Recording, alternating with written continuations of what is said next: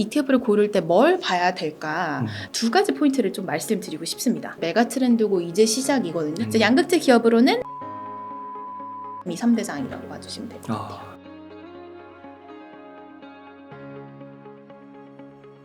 네, 안녕하세요. 미래에셋 자산운용 타이거 ETF 김수정입니다. 네, 반갑습니다.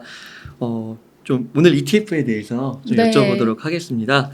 그 2차 전지의 섹터 중 그 소재 기업의 주목도가 굉장히 높은 것 같습니다. 그래서 뭐 그 이유나 어떻게 보시는지 좀 설명 좀 부탁드리겠습니다. 네네. 실제로 그 타이거 2차전지 소재 FN ETF가 상장을 한 날 여태까지 상장했던 모든 ETF들 중에 최대 금액이 들어왔어요. 하루에. 네, 그래서 저희도 되게 놀래고 정말 시장에서 2차전지에 관련돼 가지고 관심이 정말 많으시구나. 그 중에서도 소재에 관심이 많으시구나라고 생각을 했는데 사실 이 이유를 저희가 이제 다시 복기를 해보자면 2차전지 소재에 관심이 몰리는 이유는 그 IRA 법안 때문에 이제 국내 2차전지 기업들이 되게 관심을 많이 받았는데 그 중에서도 저는 핵심 광물 요건이라는 게 있어요.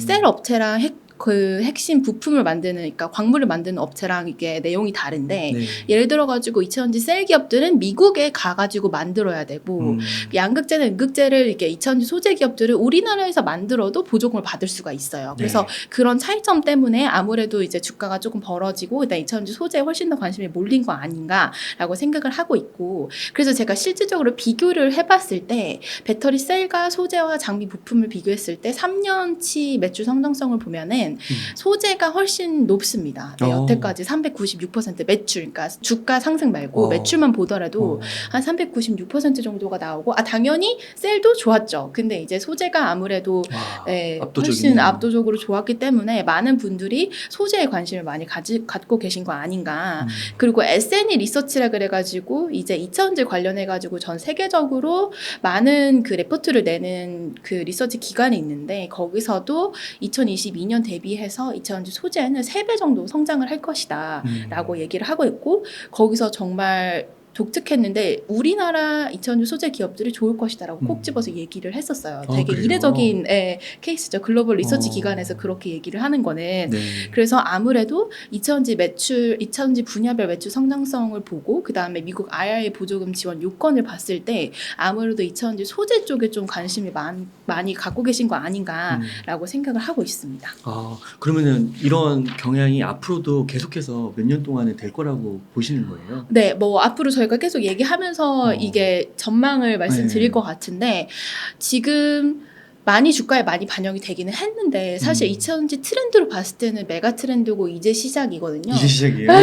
왜냐면 왜 그렇게 말씀을 드리냐면 이제 주가는 이제 오락내락 할 수도 있겠지만 매출 입장에서는 원래는 2차전지 관련해가지고 중국이 워낙에 압도적으로 많은 비중을 생산을 했었는데 이제 미국이 중국을 밀어내고 근데 그게 이제 작년 말 작년 여름, 작년 말이었으니까 이게 나타나기 시작한 게 이제 올해가 되는 거라고 생각을 하고 미국 입장에서는 이 계획이 10년치 계획이에요. 네, 이따가도 뭐 구체적인 숫자들을 이제 말씀을 드리겠지만 10년치 계획에서 우리나라가 수혜를 받을 것이다라는 것들이 이제 지금 이제 2차전지를 이제 올려주는 역할을 하고 있기 때문에 미국의 10년 계획을 가는 도중에서 계속 긍정적인 뉴스가 나올 가능성이 높죠. 그렇군요. 그러면 올해 상반기 저희 2차전지 소재 ETF 수익률 어느 정도였는지 한번 볼 수 있을까요? 네, 이게 2차전지 지수인데 남색 선이 코스피고 오렌지색 선이 2차전지 소재 지수예요. 근데 제가 ETF를 하고 싶었는데 ETF를 보여드릴 수가 없는 게 상장한 지 얼마 안 돼서 다 국내에 상장돼 있는 친구들이 그래서 이제 장기 시기율로 보여드리고 싶어가지고 제가 지수로 이렇게 가지고 왔고 이게 6월 30일 기준이니까 사실 7월 달에 더 올랐거든요. 그래서 아마 요거보다 조금 더 올라가지 않았을까라고 생각은 하는데 이제 YTD 6개월치로 봤을 때는 119% 정도 상승을 했죠. 이제 지수가 이 정도로 상승을 했다라는 거는 단위 종목들은 훨씬 더 다 유명한 종목들이 있으니까 다들 알고 계실 거라고 생각을 하고요. 그다음에 세부적인 수익률은 이제 지수마다 솔직히 다를 수가 있습니다. 어떤 종목을 가지고 있는지 어떤 종목에 대한 비중이 높은지에 따라서 달라질 수 있지만 전반적인 추이는 이 정도가 될 것 같다라고 봐주시면 될 것 같습니다. 그 미래에셋에서 출시한 ETF 2차전지 소재 이름이 뭔가요? 타이거 2차전지 소재 FN FN. ETF. 네. 그거군요. 네. 와, 그럼 뭐 전반기 때는 뭐 코스피의 되게 상당 부분을 2차전지 소재가 끌 것 같다. 그렇죠. 코스닥은 사실 말할 코스닥이. 것도 없고 코스피까지도 어. 영향을 많이 미쳤었죠. 네. 코스닥은 사실 그냥 지금 국내 증시가 전반적으로 2차전지에 좌지우지 되는 것 같아요. 네. 그러면은 소재 ETF 관련해서 저희가 좀 주목해야 할 그런 이슈가 좀 있을까요? 일단 2차전지 소재 ETF가 국내에 정말 많이 상장이 되어 있어요. 네. 근데 여기서 내가 2차전지 소재 종목 혹은 ETF를 고를 때 뭘 봐야 될까를 제가 좀 고민을 해봤는데 저는 두 가지 포인트를 좀 말씀드리고 싶습니다. 이게 첫 번째로는 이제 수직 계열화 되어 있는 기업들을 가지고 있는가. 네. 인데 수직 계열화가 왜 중요하냐면 리튬의 중요성은 2차전지를 알고 계신 분들이라면 다 아실 것 같아요. 예. 뭐 일각에서는 리튬 앞으로 수요 막 40배 늘어난다 막 이러고 있는데 그거는 이제 다시 체크를 해봐야 될 부분이지만 제가 왜 수직 계열화를 말씀드리냐면 지금 2차전지 광물 자원 민족주의가 나타나고 있어요. 오펙 다들 아시죠? 네. 석유. 네, 석유로 무기화해서 자기네들끼리 우리는 잘 먹고 잘 살아볼게라고 하는 건데 리튬에서도 그런 부분들이 좀 나타나고 있고, 와, 그렇구나. 네, 리튬뿐만 아니라 니켈까지도 이제 얼마나 중요한 광물인지 그 국가들이 깨달았고 하필 또 그걸 가지고 있는 국가들은 그렇게 부자인 국가들이 아니에요. 그러다 보니까 본인들이 이제 국유화를 선언을 하고 수출 금지령을 내리고 약간 이렇게 변화하고 있죠. 근데 그렇기 때문에 수직 계열화를 통해서 안정적인 원자재를 조달할 수 있는 2차전지 소재 기업들을 보시는 게 중요합니다.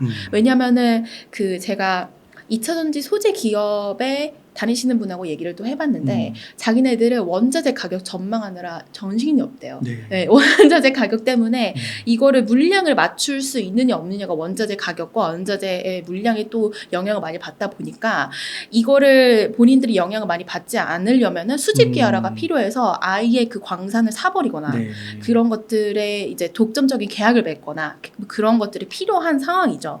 그래서 그거랑 밑으로 가면은 이제 그 광산, 원자재 조달이 중요하고 위로 가면은 리사이클링을 할 수 있는 게 중요하죠. 사실 우리나라는 뭐 원자재가 없어요. 그렇기 때문에 결국에는 다 다른 나라에서 수입을 해오거나 아니면 리사이클링을 통해 가지고 내가 뽑아내거나 보시면은 이게 포스코에서 얘기하고 있는 건데 폐배터리를 가지고 다시 니켈, 리튬, 코발트를 뽑아내서 다시 본인들이 만드는 배터리나 아니면 양극재에 넣겠다라고 얘기를 하는 거죠. 근데 이렇게 하고 있는 기업들을 주의 깊게 보셔야 되는데 어떤 기업들이 하고 있느냐? 포스코랑 에코그룹이 하고 있습니다. 네. 보시면은 뭐 포스코 홀딩스 같은 경우에는 워낙에 대기업이고 돈이 많잖아요. 주가 많이 오르고 있어요. 부자니까 얘네들이 뭘 했냐면 아예 광산을 사버립니다.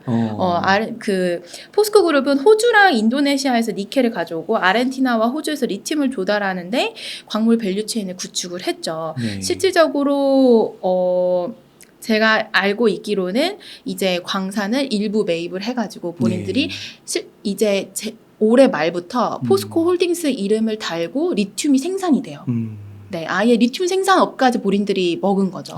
그 이름을 포스코로 걸어요? 네, 포스코를 걸고 리튬 생산을 하는 걸로 알고 있습니다. 올해 말부터. 네, 그래서 그런 부분들을 가지고 있는데 또 그룹사다 보니까 양극재를 만드는 포스코 퓨처엠 입장에서는 포스코 홀딩스에서 리튬을 만들면 그거를 안정적으로 조달해가지고 가져올 수가 있는 거죠. 그 다음에 본인들이 이제 배터리 셀 기업들한테 그걸 넘기겠죠. 양극재, 음극재를. 그러면은 그거의 폐배터리를 다시 가지고 와가지고 HY 클린메탈에서 다시 이제 뽑아내는 그런 기술력들을 노력을 하고 있는 상황이고 에코그룹 같은 경우에는 살짝 다른데 에코프로 같은 경우에는 인도네시아에서 SK온이 2차전지 셀 기업인데 생산법인을 설립해서 니켈하고 코발트를 이제 생산을 할 예정입니다. 인도네시아에서. 이게 코발트가 되게 비싸요. 제가 알기로는 들어가는 광물 중에 킬로그램당 단가로만 따지면 코발트가 제일 비싼 걸로 알고 있어요. 뭐 코발트 프리 만든다고 나오더라고요. 네, 그래가지고 코발트를 아예 빼는 방법, 니켈 함유량을 높이는 방법을 엄청나게 많이 연구를 하고 있는 상황이기도 한데 그래서 이렇게 수직 계열화를 하고 있는 기업들에 관심을 가져주시는 게 되게 중요합니다. 네, 포스코 홀딩스는 전 세계에서 제일 많은 리튬을 가지고 있는 아르헨티나와 호주의 채굴지를 그냥 아예 가지고 있고 실질적으로 그 아르헨티나 연무에서 중에서는 제가 알기로는 전기차 한 3만 7천만 대 정도로 생산할 수 있는 리튬을 가지고 있는 걸로 알고 있어요. 네. 그래서 이렇게 수직 계열화를 하고 있는 기업들이 되게 중요하다. 근데 아무래도 포스코 홀딩스 뭐 주가 많이 오르겠다 말씀 주셨는데 아직까지 매출을 뜯어보면은 절반은 철강이 차지하고 있어서 포스코 입장에서도 이렇게 계속 가야 되는 거죠. 본인들의 주가 뭐 주주 환원 정책이라던가 주주들한테 이제 긍정적인 모습을 보여주기 위해서는 네. 2차 전지 쪽으로 많이 이제 노력을 할 것이다라고 생각을 하고 있습니다. 그 불과 몇 달 전까지만 하더라도 포스코, 그러니까 다른 2차 전지 주식들은 막 날아갈 때 네네. 포스코는 약간 주춤했잖아요.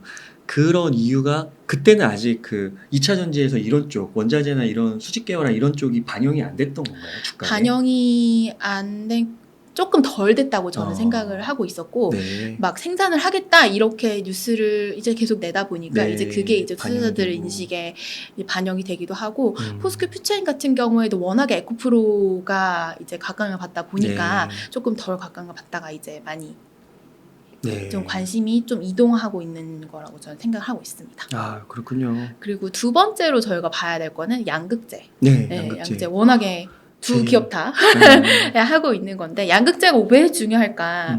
양극재의 안정적인 생산이 너무나도 중요한데 왜냐면은 그 리튬 이온들이 배터리 안에서 양극재랑 양극재를 오가면서 이제 충전하고 방전이 되는데 이제 양극재는 배터리 용량과 평균 전압을 좌지우지를 하고 음극재는 배터리의 충전 속도와 수명에 영향을 미치는데 네. 이제 양극재가 제일 차지하는 비용이 많아요. 그래서 보시면 전기차의 원가는 40%가 배터리인데 네. 그중에 63%가 소재, 어. 소재 원가의 50%가 양극재니까 어. 이제 양극재가 전체 전기차에서는 13% 정도를 차지를 하고 배터리에서는 33% 정도를 차지를 하는 거죠. 네, 그래서 국내 2차전지 소재 기업들 중에서 양극재가 이미 각광을 받고 있지만 이러한 그 산업의 구조 때문에 더 각광을 받을 수 있다. 그다음에 3년 동안 매출 성장률을 보더라도 이제 소재 기업들이 가장 높았던 거는 양극재 기업들이 많이 포함되어 있었기 때문에라고 봐주시면 될 것 같고 지금 우리나라 배터리 셀 기업들은 사실 그 지금 3원계 배터리를 네. 이제 생산을 많이 하고 있잖아요. 근데 이제 최근에 국내 배터리 셀 기업들이 LFP도 하겠다라고 얘기를 하고 있죠. 이것도 사실은 이제 미국이 중국을 밀어내니까 중국이 완전 갖고 있던 LFP를 국내 기업들도 하겠다라고 얘기를 하고 있는데 소재 기업들 입장에선 이걸 만들든 저걸 만들든 이걸 만들든 어쨌든 양극재는 많이 필요한 거예요. 아, 어쨌든 그래요? 소재는 무조건 들어가는 거죠. 그래서 네. 그렇게 다변화하는 것들이 이제 소재 기업들 입장에서는 긍정적인 뉴스다라고 봐주시면 될 것 같습니다. 이제 양극재 기업으로는 LG 화학, 그다음에 포스코 퓨처엠, 그다음에 에코프로 BM이 3대장이라고 봐주시면 될 것 같아요. 아, 그렇군요. 다들 주가가 좋더라고요. 네, 맞아요. 안 갖고 네. 계신 분들은 좀 소외받을 네, 것 같아요. 네, 그래서 ETF가 되게 많은데 음. 요 두 가지 키 포인트를 항상 생각을 하시고 종목을 좀 보시고 고르는 걸 저희가 수직 계열화하고 양극재. 네, 그 두 가지는 되게 쉽잖아요, 기억하기. 그래서 기억을 하시고 이제 ETF를 선택을 해보시면 어떤가라고 생각을 하고 있습니다. 그러면은 2차 전지 소재에 투자를 할 때 유의사항이나 주목해야 할 부분. 네. 솔직히 말씀드리면 너무 단기간에 너무 급상승을 했기 때문에 이게 단기적인 조정은 나올 수가 있어요. 예, 그 폭이 내가 기대했던 것보다 더 클 수도 있죠. 예, 주식이다 보니까. 근데 언제나 생각을 하셨으면 좋겠는 게 이 2차전지 산업이라는 건 제가 아까 전에 맨 처음에 말씀드렸다시피 이제 시작이 되는 거예요. 이제 시작이 되는 건데 우리나라 기업들의 주가가 너무 선반영이 많이 된 부분이 있지만 그럼에도 불구하고 긍정적인 뉴스는 앞으로도 계속 나올 가능성이 높아요. 장기적으로 봤을 때. 그래서 이제 ETF 투자하시는 분들은 보통 장기적으로 많이 생각을 하시거든요. 연금 계좌에서 많이 가지고 계신 분들도 있으니까. 그래서 그런 뉴스들이 나오더라도 조금 아 맞다 이게 장기적인 거라고 했지라고 생각을 다시 한번 해주시면 좋을 것 같습니다. 그러면은 그 ETF 투자할 때 이 미래에셋에서 출시한 ETF 안에는 양극재랑 뭐 아까 수직 계열한 에코프로, 포스코홀딩스 이런 게 다 들어가 있나요? 당연하죠. 저희 회사에서 만든 건 저희 당연히 당연히 저희의 생각이 들어가 있는 포트폴리오고 이제 미래에셋 자산운용에서 봤을 때는 2차전지 소재를 볼 때 이 두 가지 포인트가 중요하다. 그래서 이 기업들을 높은 비중으로 가지고 가야 된다라고 해가지고 저희가 그렇게 어울리는 상품을 만들었다고 봐주시면 됩니다. 그렇군요. 그러면 음극재랑 장비나 이런 거는 많이 안 들어가 있어요. 일단 응급제 기업들도 다 들어가 있는데 네네. 장비는 안 들어가 있어요. 아 그래요? 네, 장비는 안 들어가 있어요. 그래서 보시면은 저희 그 FN 2000주 소재 지수 그다음에 다른 지수들이 되게 많아요. 소부장 지수도 있고 탑10 지수도 있고. 네. 근데 이제 저희는 그 아무래도 수직 계열화랑 양극재가 중요하다고 생각을 하니까 제일 높은 비중으로 이렇게 가져가고 응급제 기업들도 포함이 되어 있죠. 근데 장비는 포함되어 있지 않습니다. 왜냐하면은 저희가 앞에서 그 매출 성장률을 봤을 때 조금 계속 솔직히 2차전지가 되게 좋았는데 매출로 봤을 때는 주가에 반영이 안 됐을 뿐이지 장비 매출이 계속 안 좋았어가지고 저희 입장에서는 이거에 조금 더 집중하는 게 좋겠다라고 생각을 했었죠. 그렇군요. 네, 그래서 그거는 빠져있다라고 생각해 주시면 될 것 같습니다. 그래서 ETF를 투자하는 거하고 이 에코프로 포스코홀딩스, 뭐 에코프로 포스코퓨처 이런 거에 좀 하나의 단일 종목으로 투자하는 거에 차이는 뭐라고 좀 보세요? 그거는 이제 리스크 테이킹의 차이죠. 네. 단일 종목에 투자를 하면은 그 종목이 조금 안 좋으면 네. 이제 내 포트폴리오는 안 좋죠. 근데 ETF에 투자를 해놓으면 이게 매번 똑같이 가지 않잖아요. 예를 들어가지고 에코프로가 날아갈 때가 있었고 포스코홀딩스가 그렇죠. 또 올라갈 때가 있었고 이러니까 그런 부분들을 다 감안해서 리스크를 조금 더 줄이고 전반적으로 밸류체인을 투자할 수 있는 그런 거를 이제 하고 싶으시다면 ETF를 가지고 계시면서 그런 분들도 계세요. ETF를 일단 사고 네. 내가 조금 더 보다가 나는 이 중에서 이 종목이 조금 더 좋을 것 같아. 그러면 그 종목을 따로 더 매수를 하셔서 이렇게 포트폴리오 구성하시는 분들이 있으시죠. 네. 그러니까 태기를 할 필요가 없는 거네요. 그렇죠. 사실 뭐 포트폴리오는 자유롭게 구성하는 거니까. 그러니까 이게 ETF 이거 2차전지로 뭐 한 30% 50% 이렇게 하고 또 단일 종목으로 몇백 프로 오르는 거 있지만 그걸 못 잡을 수도 있는 거니까. 그렇죠. 그거를 잡으면 너무나 좋지만. 좋겠지만 그게 이제 확률도 그렇고 이제 리스크 테이킹의 입장도 있으니까. 근데 그렇죠. 말씀해주신 대로 2차전지 관련해서 수직 계열화 양극재 이런 쪽으로 보면 앞으로 몇 년간은 계속 성장할 분야이기 때문에 계속해서 적립식 같은 걸 모아도 되게 좋겠네요. 네, 연금 계좌도 좋고. 그렇게 생각해 주시면 좋을 것 같습니다.